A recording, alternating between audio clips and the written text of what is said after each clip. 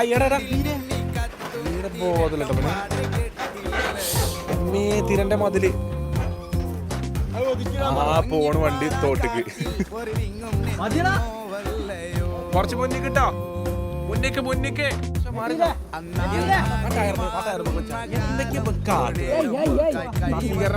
ഇങ്ങോട്ട് പോളാ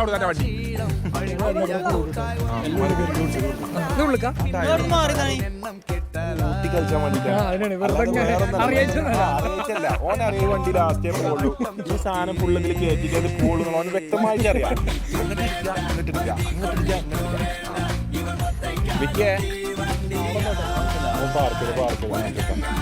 ആ പുല്ല് മാറും കണ്ടിട്ടാ നബിയില് വണ്ടി പാർക്ക് ചെയ്താണ് കേട്ടത്.